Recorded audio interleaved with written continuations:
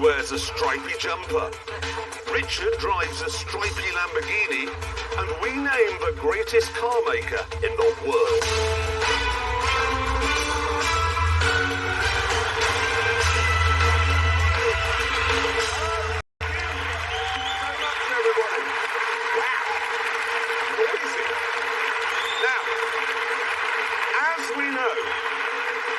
As we know, you can never get rid of a baddie, okay? No matter how much you kill them. Remember Glenn Close in Fatal Attraction? She was stabbed, she was drowned, half an hour later, reared up out of the bar. And then you've got the Daleks, and then you got Blofeld, then you got Peter Mandelson. They just keep coming back. And then there's Top Gear's perennial baddie. Yes, it's the Caravan. Now, as regular viewers of Dave will know, we have, over the last 24 hours, done our very best to rid the world of the Caravan menace. I think there's one more, actually. That is, I think you'll agree, sterling work in our battle to free the roads of these mobile traffic jams. Sadly, it's a battle we're losing. There are now almost 500,000 caravans on UK roads, and the British are the most prolific caravanning nation in Europe, a title we've held for almost 4 years, according to the Caravan Council. In short, they're building them faster than we can destroy them. So, we need a scientific approach to getting them off the roads, and I may have found it.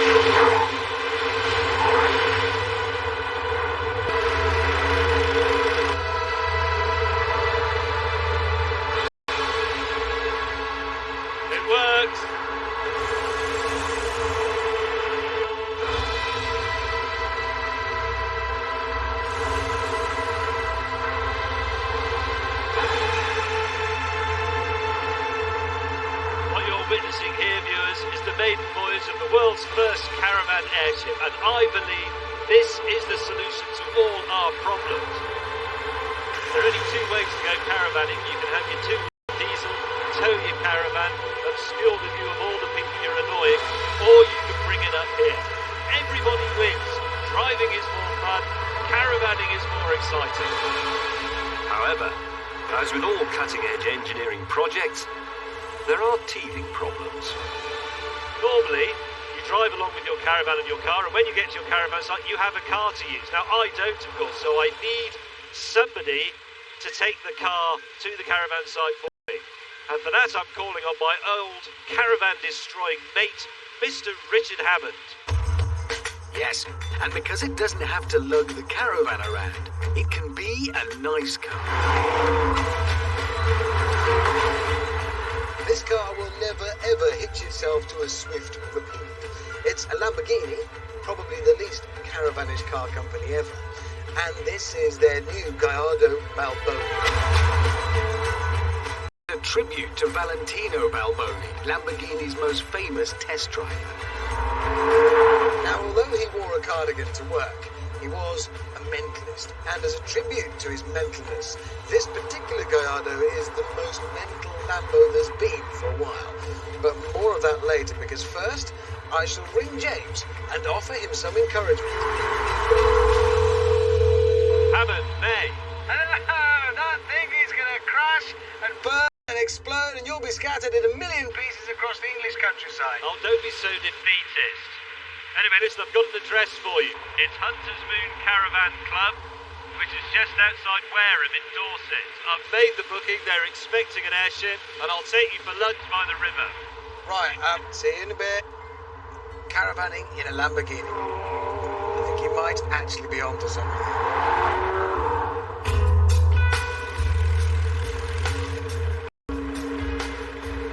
Well, let me tell you a bit about the caravan airship. It's 125 feet long, 110,000 cubic feet of hot air holding it up.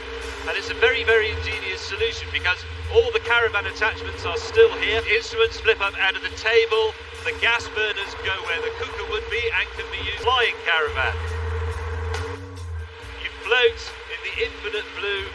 It's superb.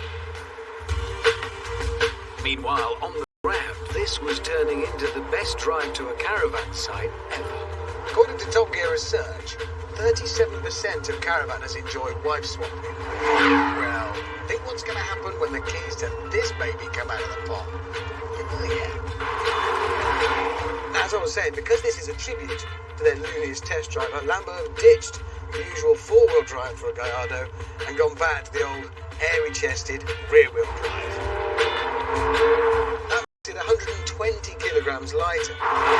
Ordinary steel brakes instead of carbon ceramic fancy ones. It's Lamborghini's punk album. Hello, it's me. Oh, hello.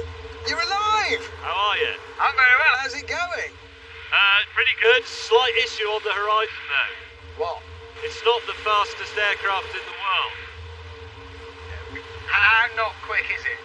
Well, top speed's about 17. 70 miles an hour is not bad in a straight line. No, mate. No. 17 miles an hour. Oh, God. But look, I think Dorset might be a bit far, so I've got a new address for you. You ready? What, another address? Dale Acres Caravan Club site. That's in Kent. Kent? Probably Yeah. not my first choice of caravanning destination. I know, but it's not miles from here, mate. I'll buy you an ice cream. I'll see you there. Right, campsite number 2. Here we come.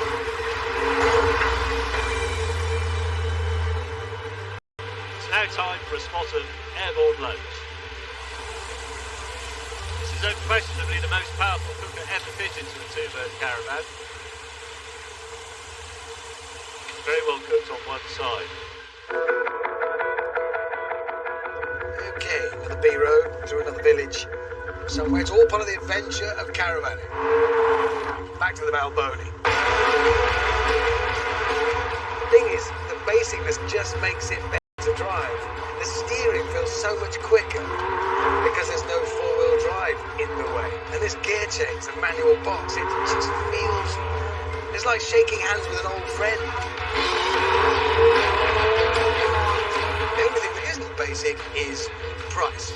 Because weirdly, this stripped out, strictly functional Gallardo costs £163,000, which is 18 grand dearer than the ordinary four-wheel drive one. Maybe less really is more. The Balboni propelled me towards our campsite in Kent. And then James rang again. Hello? Hello? Are you ringing from the grave? No. All right, what's up now? The performance is slightly marginal. If I get a headwind of more than 30 knots, I start to go backwards, really. What, you can't go into a wind more than 13 knots? No. What's the wind speed now? Well, it was 12. So what you're telling me is you've just been blown around Britain? It takes too long to get down to Kent, so I'm going to turn around and go the other way up to Suffolk. Right. Anyway, listen, I've got an address for you. Why didn't you just ring up and book us into every caravan site in Britain before we left? Stop nitpicking, will you? Otter Norbert.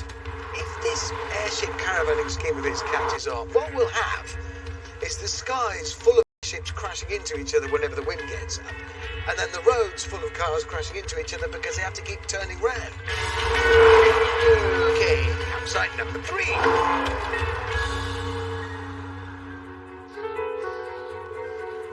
With the wind behind me, I headed for our new destination. Good morning, Caravan Club. Chris speaking. How can I help? Oh, hi, I was wondering if there were any pitches available at the White House Beach Club this afternoon, please. What's your surname? M-A-Y. Could I just ask if you have facilities for people arriving by airship? By airship? Right, okay. Are you actually a member of the Caravan Club?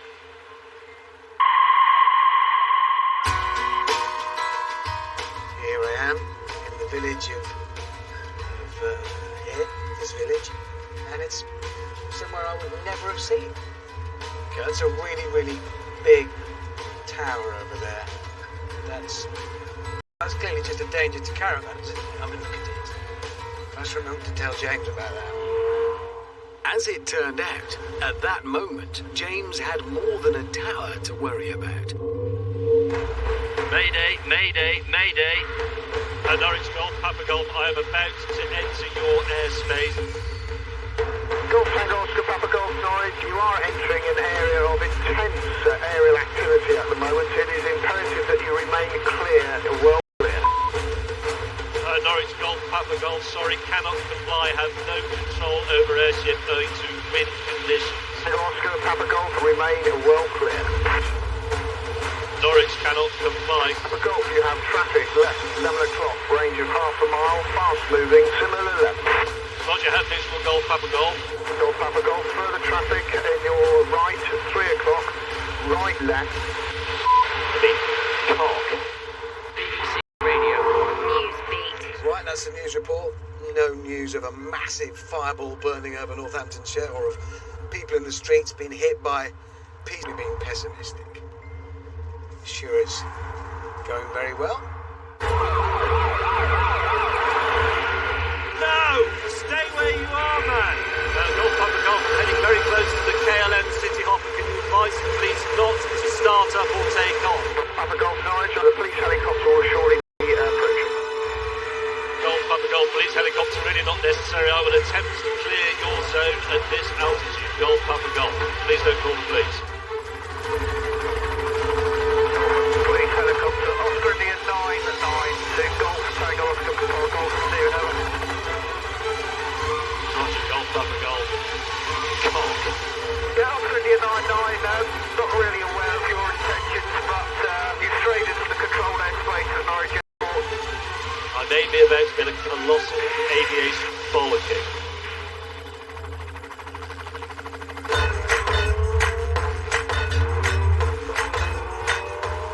Suffolk, popular holiday destination.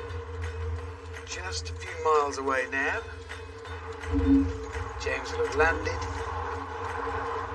set the van up, organised our little home from home. Probably got the kettle on. With the wrath of the sky cops still ringing in my ears, finally I reached a caravan site. I didn't know if it was the one I'd booked into, but it'd do. Here we go, for a landing you won't even notice. This is a lovely approach over the trees. It's a matter of arresting descent with little bursts of gas. What I'm actually doing here is helping to realise a dream that was held by many great men. People who envisaged the elegance and the majesty of lighter-than-air flight. Count Zeppelin, Neville Shute, Barnes Wallis, this is for them. A bit of drifting. Oh God, cock ignorer, this is typical. Gas, it's going down. No! Keep it upright. I'm going sideways slightly. Mayday! No! Oh bloody hell, stop! Stop!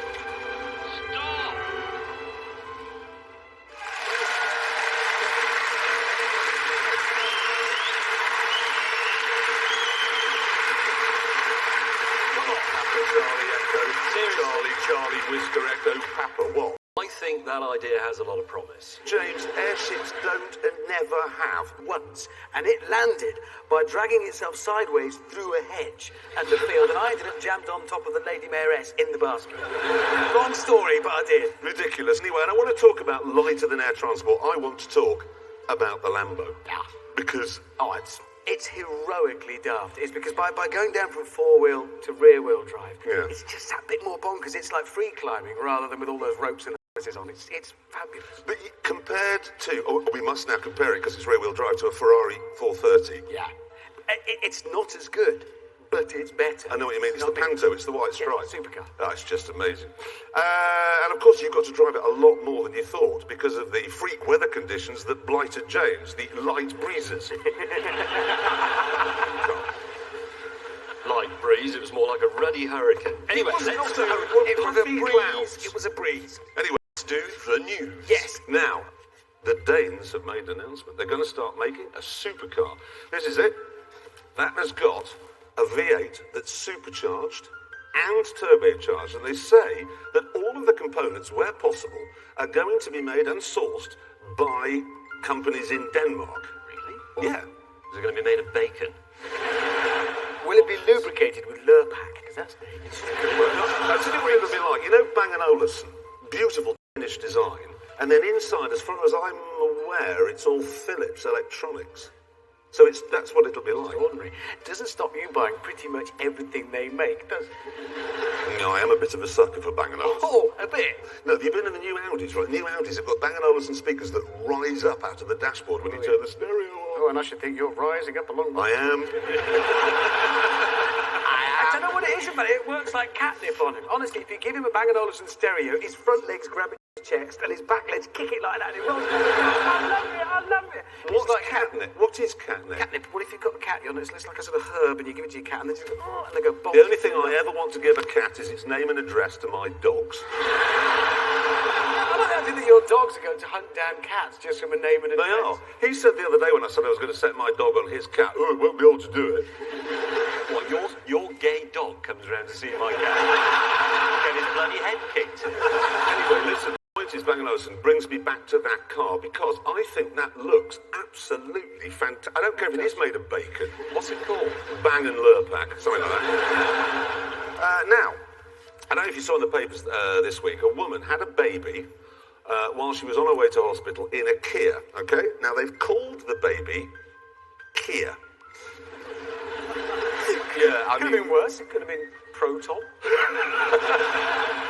Because these people, car, yeah? We've got a picture of the handover, I think. There you go, look. Now, this brings us on to a very important Top Gear top tip. If you're on your way to hospital, in labour, and you're in a Kia, for God's sake, get out. Let a child be christened, skip, bus stop, phone box, anything, just get out. I christened this child Doorway of Curries. Because at least that way you'd get a free microwave and not a hideous car like that. But I reckon this whole story and Baby Kia here, it could spark a whole load of copycats, couldn't it? Because a load of dads waiting until the very last minute on the due date and then secretly hiring a Lamborghini Murcielago and driving really slowly to the hospital. You all right, darling? You can hang on. Why are you called Pagani Zonda with the optional ceramic brake package? Now, last weekend, the three of us were in Middlesbrough, okay? And on Saturday night, we had to drive back to England, okay, which meant going... You know what I mean? It's meant going back down the M1. Now, the truth of the matter is that all three of us have been away from home for, 6 weeks or something? We're quite looking forward to seeing our families.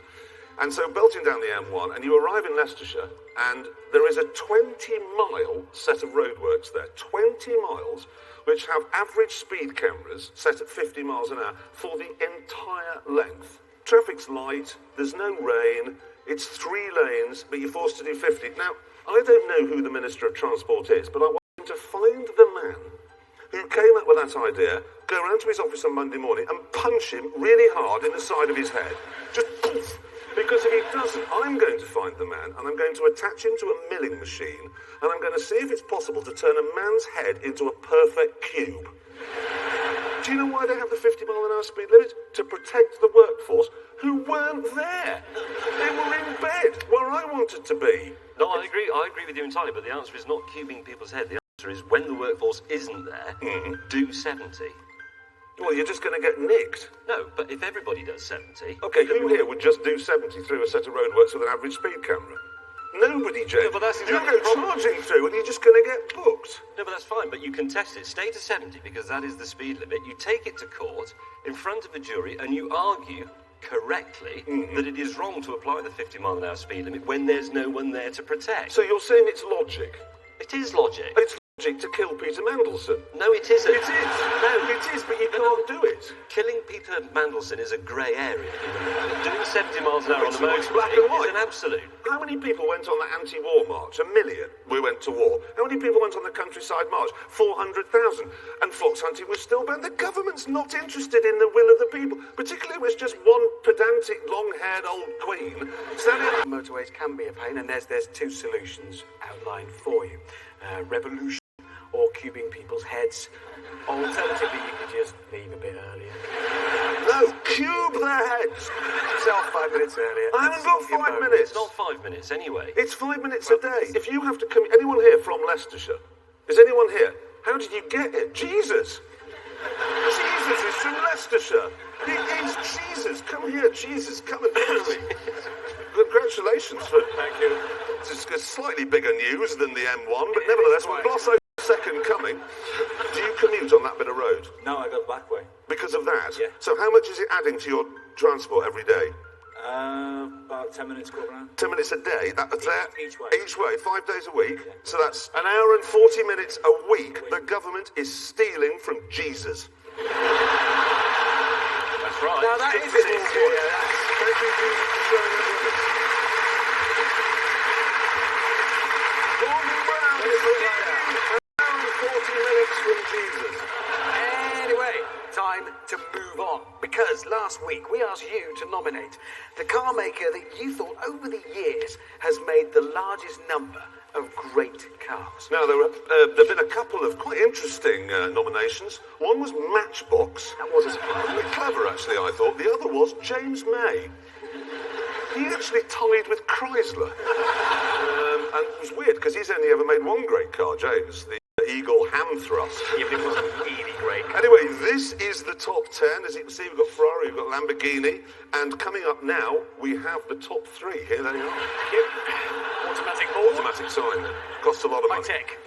And in third place, according to you, the voters, BMW, third place. In second place, even though they made the worst car in the history of the world ever, the Beetle. Correct, yes. It's VW. It's Volkswagen. No applauding that. Yeah.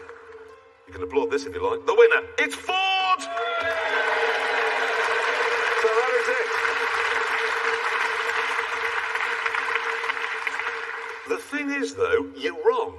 No, you are. Ford hasn't won this at all. No, because we reckon Ford's made 4 great cars over the years, but the car company we think is at the top of this list has made 7. Exactly. Now, the car company we've got in mind, okay, there were 350 million people watching last week's show when we asked for you to vote. The number of people who voted for what we think is the greatest car company in the world was 9. Not 9 million. No. Just 9. Just 9.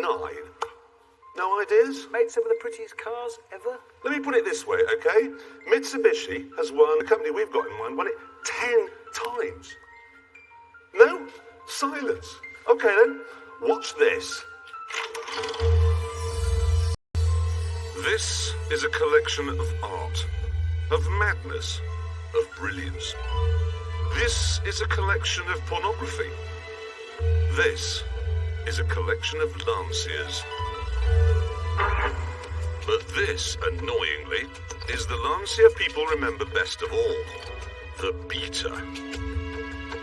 It was made from steel so thin that on a windy day it would actually change shape. And it wasn't much cop in the rain either. I mean, this was fine yesterday, but then this morning we had a bit of a shower and now look at it. The fact is, though, that all Lanciers had problems. The Gamma, for instance, exploded every time you turned the steering wheel.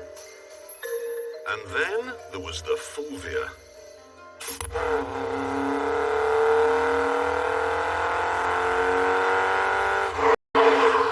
It is a fantastic little car, this. It's like driving a Rorty Sorbet. With its clever V4 engine, a Fulvia was actually the first Lancia to win the World Rally Championship. Thing is, though, when all is said and done, it was a very small 1.3-litre front-wheel drive two-door saloon car. But it cost, when it was new, more than an E-Type Jaguar. We forgave the Fulvia its silly price tag, though, because of what made it great. The same thing that made almost all Lanciers great. The way it looked. It really is as pretty as the sun setting over Charlize Theron. In its day, this was too. The streamlined Aprilia, the first car ever to be designed in a wind tunnel. But inevitably, there were problems. For example, the doors opened like this, and that was lovely. Meant getting in and out was very easy. However, when they were closed, they didn't quite meet. So quite a lot of weather could get inside as you drove along. And it was only made with right-hand drive, which is fine in Britain and Sweden, which drove on the left at the time, but it was quite annoying everywhere else. And then was the Monte Carlo. This was a wonderful car, a mid-engine mini Ferrari. But because it was actually a Lancia, the things that were right were balanced. The brakes would lock up and you'd crash into a tree. Lancia took the thing very seriously, so much so that they stopped production for 2 years whilst they looked for a solution. And they found one. What they did was remove the brakes, so then it had no brakes at all. And so,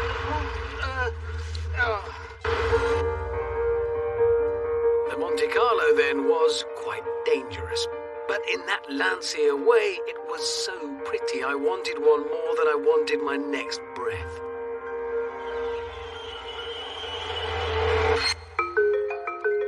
Sometimes, though, Lancia's lunacy did produce results. Did you know Lancia was the first car company ever to sell a car with a monocoque? They were the first to offer a 5-speed gearbox. First to ever sell a car with supercharging and turbocharging on the same engine. First to sell a road car with a V6 engine. First to sell a car with an electric boot spoiler. So they did all these significant mechanical firsts, Yeah. and yet still, if you say to anyone, Lancia, they just fall apart. I know, it's ridiculous. Holy moly! Does the bumper come off? Is that what it I was? believe it has, yes. You need to define greatness, and that's the important thing.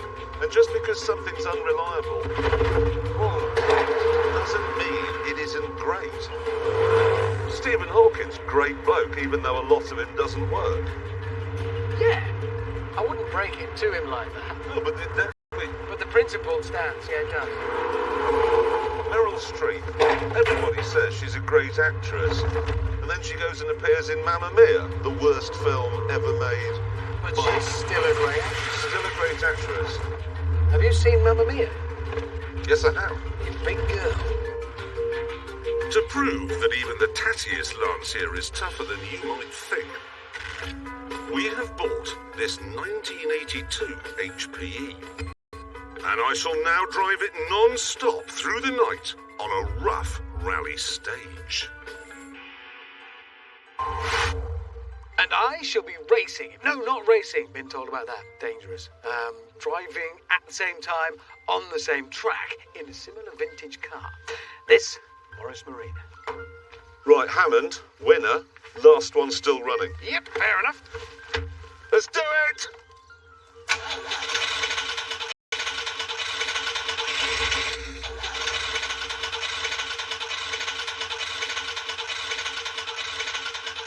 This is not a promising...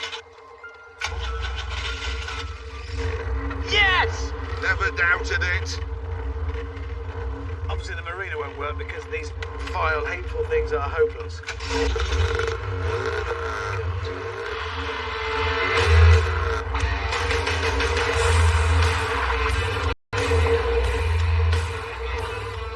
Now you might be saying, oh, it's a Morris Marina, a piano's going to fall on it. Yeah, the more eagle-eyed viewer may have spotted. I've taken the precaution of buying a marina that's already had a piano land on it. So job done. Since we were doing serious research, we'd agreed that there would be no childish racing. Don't hit Hammond. I'll hit Hammond. Oh, that's okay. Prove what a fine and strong breed of car the Lancia always was. I hope I don't hit Jeremy just as he goes round this really difficult corner. Oh, he's got the outside there. He'll never get by, and he hasn't. Ha ha! But we're not racing. We're not racing. We're not racing. This is driving me mad. He's through while I got my sun visor out of the way. For hour after hour, we continue to not race round the rally stage. It's now, as you can see, pretty close to dark. Still, literally no faults to report. Absolutely none. Eventually, after not racing some more, Come on. the Marina began to pull ahead. There's, of course, a well-known fact that a piano on the roof aids traction, gives you more speed on a rally special stage. But then, predictably, it broke down. So I went to get some tools to try and fix it. There he is, it's Hammond. He's out. He's down.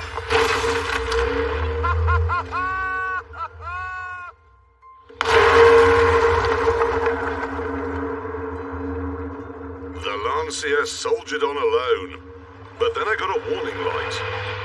Literally. Oh no, yes, look! I can't see through the flames! I've got to blow this out some... Oh, God. Maybe if I sped up, like in Memphis Belle. Come on! No, that's not working. I can't see anything! No matter though, because here's proof that Lanciers are tough and strong and dependable. Quite bad now. So now, can we please move on? It had a 2.4-litre Ferrari V6 mounted in the middle. It was Italian. It was styled by Bertoni. And it was completely impractical. It therefore ticked all the supercar boxes. But unlike any other supercar before or since, it wasn't designed to be parked in Monte Carlo. It was designed to get there. Like this. Its absurdly short wheelbase meant it was agile, and the Ferrari power meant it was fast. So fast that it won the World Rally Championship 3 times. And joy of joys, they made 500 Stratosses for people to buy.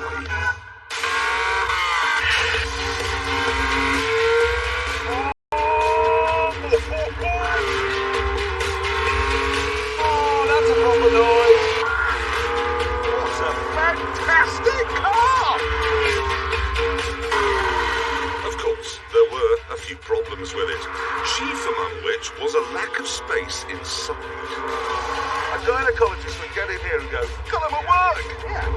It's like climbing into somebody else's giant red posing patch. James Mays. Never gear changed. Stop touching my knee. You try changing gear. Of my knee. You've got to. I'm going to change gear now. This will involve man touching. And the list of faults doesn't end with the tiny cockpit. Why do they give the passenger the pedals and the driver the wheel? I don't know, they're definitely over to the right-hand side. Yeah. Sort of sitting a bit sideways. These window winders are... Tad me. Stop. Not very good. The other thing I really like as well is, you know, a Porsche puts the rev counter right in front of you. Yes. Lancia in this put the oil pressure right in front of you. Temperature, what does that tell you? So, not perfect.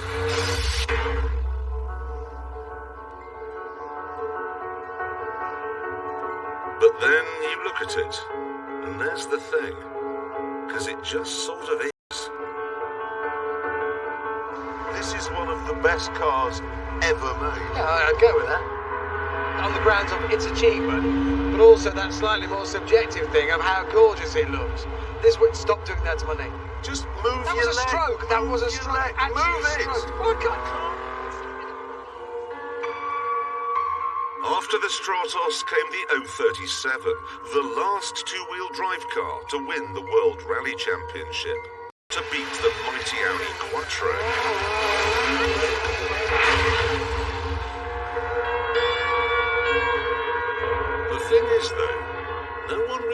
remembers the 037.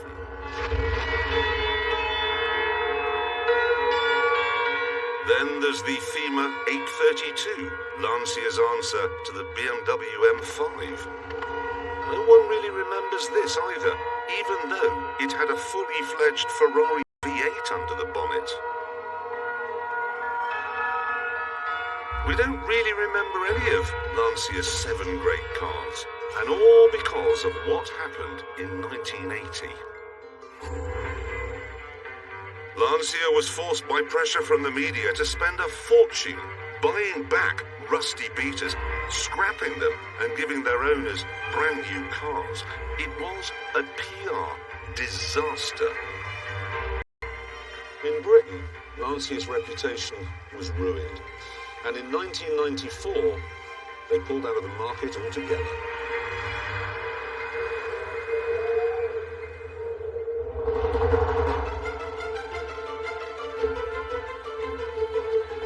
However, before the most charismatic car maker of them all finally went, they left us with one final reminder of what they can do when they die.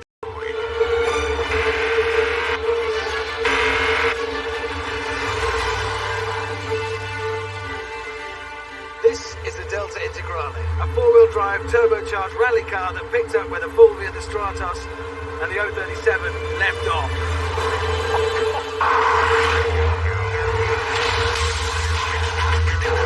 This thing won the World Rally Championship 6 times on the trot.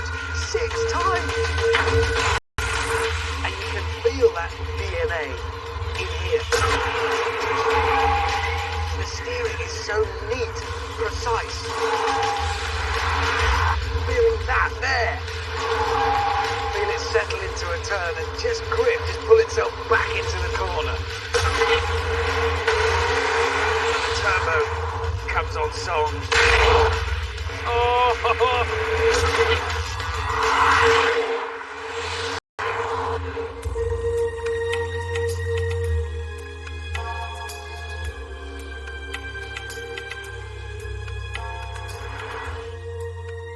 Having learnt their lesson with the Aprilia, Lancia weren't going to be stupid enough to make these only in right-hand drive. So they made them left-hand drive. Only. Despite this, a good one of these today is worth £25,000. And I'm not surprised, because this is a very unusual Lancia. It wasn't very pretty, but God, it was good.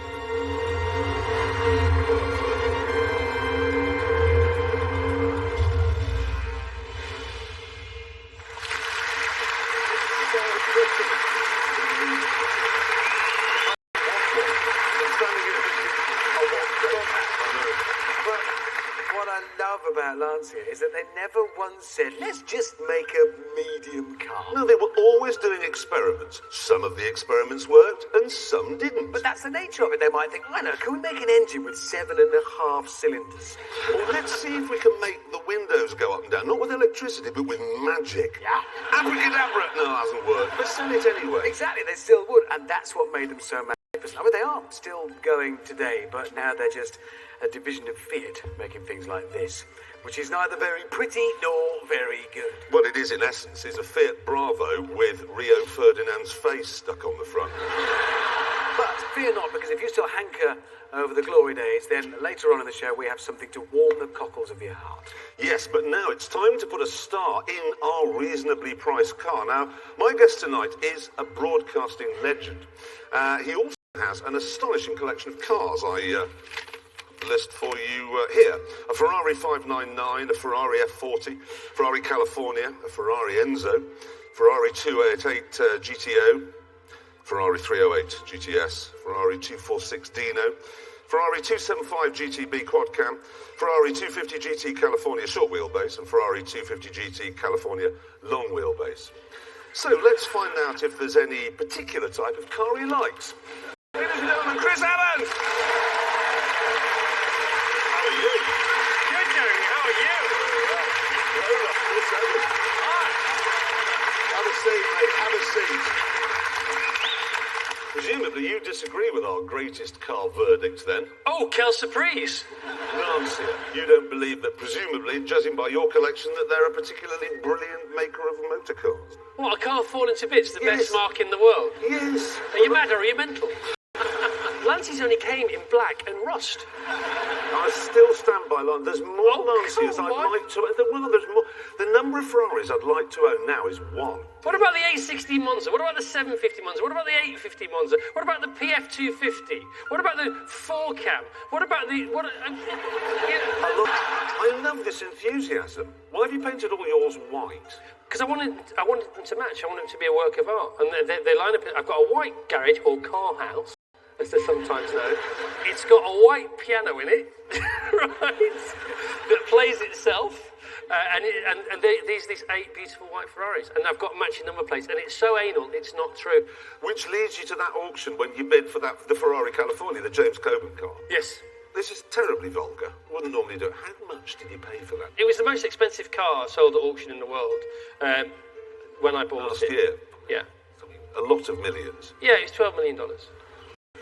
How drunk were you? I wasn't drunk at all, but the point is I didn't go to buy the car. I went to buy a poster. I'm not joking. I went to buy a poster, and the 250 short wheelbase California Spider came up on the stand. It's my second favourite car in the world. Why? Because it was in my top trumps collection. Yeah. It's as simple as that. Yeah. Because that's how these things work, and that's how life is sometimes. And I thought, I'll go for it, because I've always wanted one. That was the best one in the world. It's got James Coburn owned it for 28 years. He bought it because Steve McQueen, he met Steve McQueen on The Great Escape. Steve, just talking about this makes the hairs on the back of my neck stand up.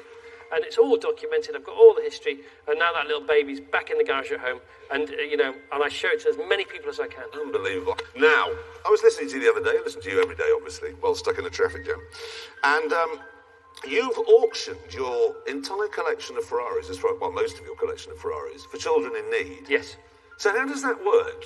People ring in and they were bidding, Yes. and then they can drive which one they want. Yeah, what happens is we take the 7 highest bids on the day, and then they spend it's a 4-day tour, and during the 4 days, each person who's bid them out money gets to drive every single car. Isn't that terrifying from your point of view? Well, there's only tin and rubber, and I think the great thing about these kind of cars, if anybody comes round to my house where they're fitting a carpet, they're doing the garden, burgling, I say, just before you take that, you come and have a look at the cars. I think it's really important to share these cars with people. And, Well, but you don't know who's bid. I mean, you know their names, but you could have any sort of ape turning up.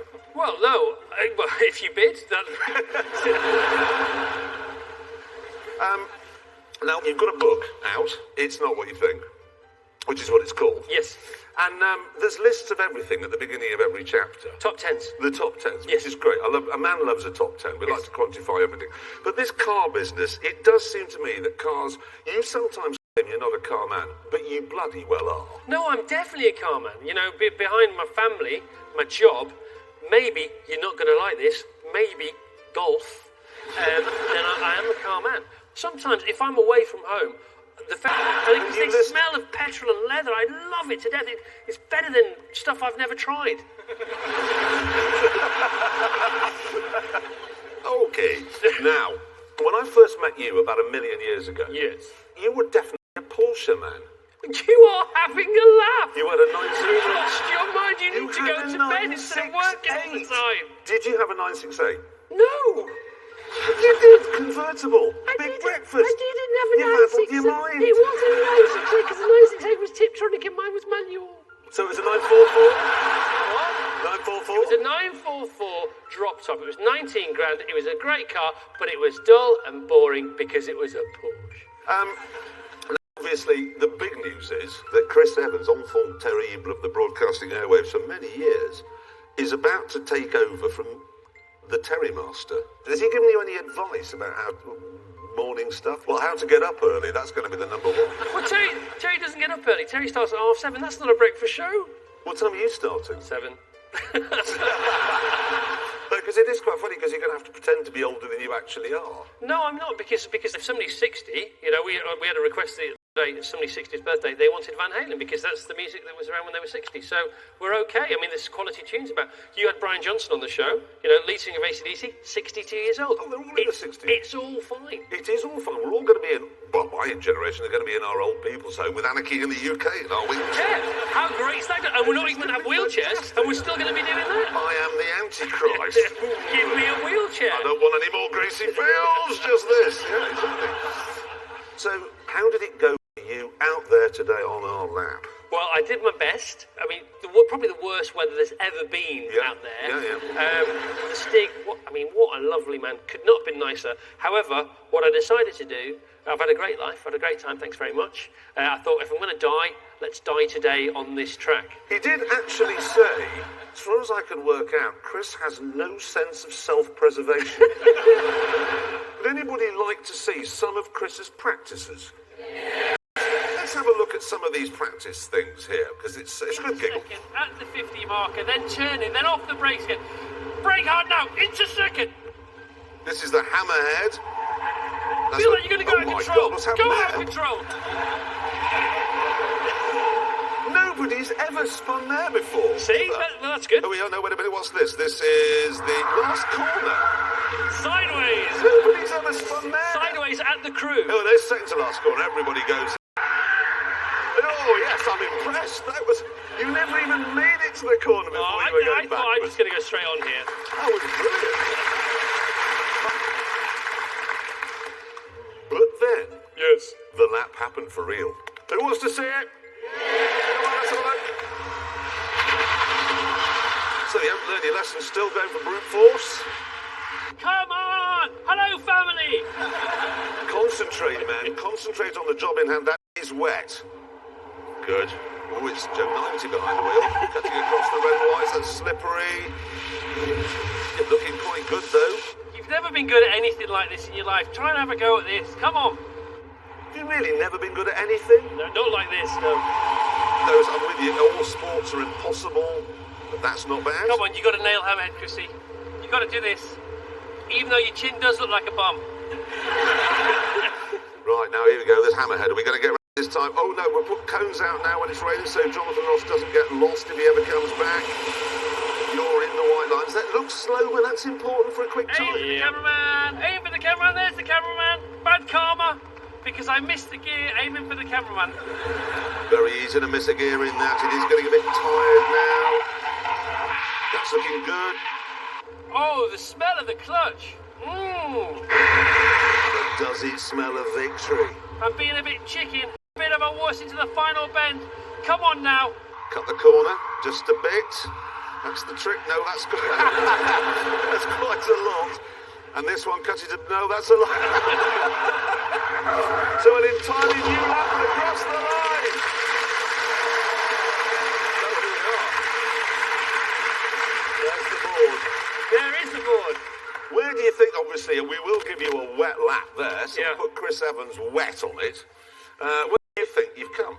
Oh, I don't think it's that impressive, but I promise you I tried my best, but I'm not going to lean forward. I'm going to just try and be cool. So we've never had a guest who's managed to stay just like that. I know. I tell you, my heart is racing. You did it in 1 minute, so you're quicker than Terry Wogan was. Wow. You're already the new fastest Radio 2 breakfast show host we've ever had. In the last 40 years. In the last 40 years. You did it in 1 minute. Yes. 40. Oh, that's good. That's good. 8.1. And for a wet lap, that's the third fastest wet lap we've ever had. Oh, look, this is your ex. Yeah, I'm just above her. Yeah, you're 0.2 of a But second I'm not on faster. top of her, I'm just above her. You're just above her. She's my ex. Although we were accused of favouritism with her by David Tennant, who said we only allowed her to do that after she cut corners because she was wearing a see-through top. Yeah, and he was quite right, of course. Completely right. Yeah. But then you cut corners as well. It's Yeah, well, next time... Best of luck. That is a good sign, by the way. Now, earlier on in the show, we explained that Lancia, the greatest car company in the world, and just because of a few problems with rust 30 years ago, they're not available in the UK thing is, though, as Jeremy's been finding out, you can still get one. Sort of. This is a Lancia Stratos. Except for one small thing, it isn't. It wasn't made in the 70s in Italy. In fact, I don't know where it was made. In a shed in Nuneaton, probably. This, you see, is a kit car. Either you can pay someone to build it for you, or you can make it at home yourself with a hammer. Apparently, if you're fairly competent, that would take about 300 hours. Obviously, it would take me about 300 years, which is a very long time. But there is an upside. An original Stratos would cost £100,000, maybe more. That is £13,000.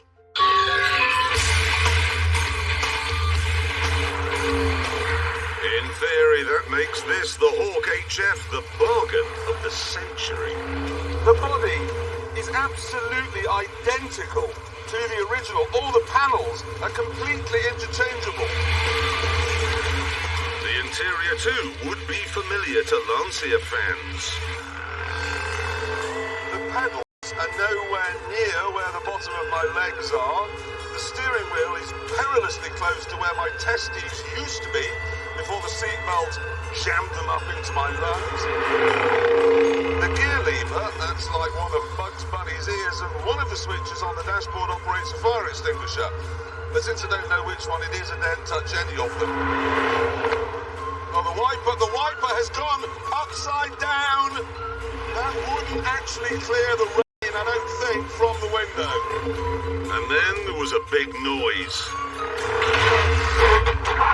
Oh, wait a minute. What the hell? What was that? The front left brake had jammed on. I've got to get this into a workshop. Come on. Come on!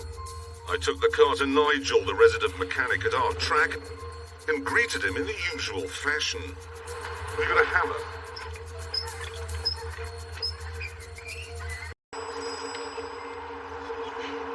He's just got to answer the phone now. While we wait, I suppose I should explain the £13,000 doesn't include the cost of an engine. You have to get one yourself. And you have a choice of two. You can either get Fiat's twin cam, which you can buy used these days for about 5p, or for 600 quid, you can get the engine I have in this. Use this handle, which is disguised as a spoiler to get the backup. And there you are. Alpha, brilliant 3-litre V6. This actually produces more power than the Ferrari engine Lancia used. And with it, the Hawk is faster. When it's working, which it will be, eventually.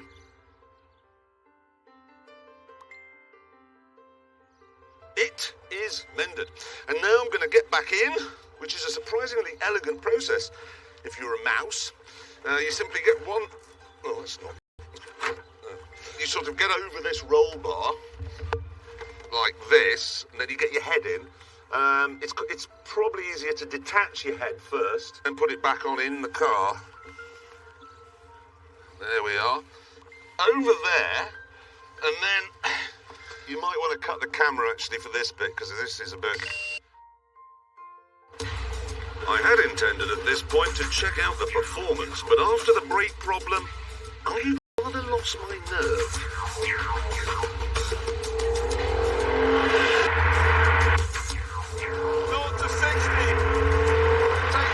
5 seconds, and what I'm not going to do now is see when that acceleration stops. I really don't want to travel at 150 miles an hour in a car built in a shed by a man I've never met. This is 90. That's the wipers on. That is an important consideration. You have to bear in mind, if you're thinking of buying a used kit car, you have to ask, was it built fastidiously by James May over a period of many hundreds of years? Or was it built by a spanner with a hammer? I mean, would you buy a kit car that I built?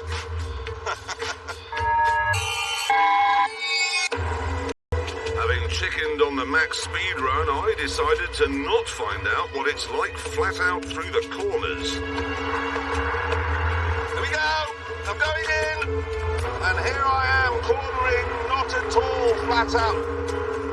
60, that's fine. Brakes, all 3 3/4 of them are very squirrely.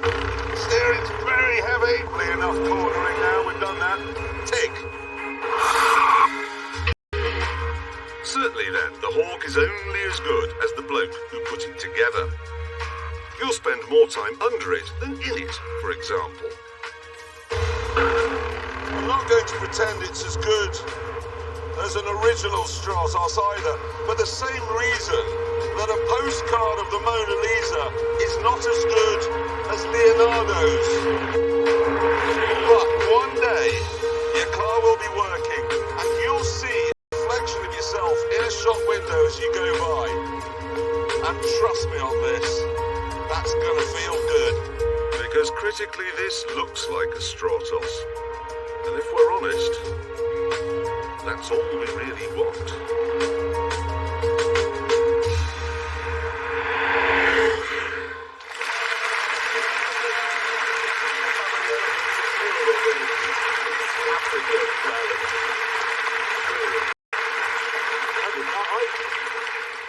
I would like to build a kit car like that, because I think it would be very therapeutic. No, but it would be. You know what I mean? It's more satisfying to have something that you've made yourself. I don't even like to eat a sandwich I've made myself because it's always got blood in it and bits of my fingers. But anyway, we must now find out how fast this car goes round our track, and of course, that means handing it over to our tame racing driver.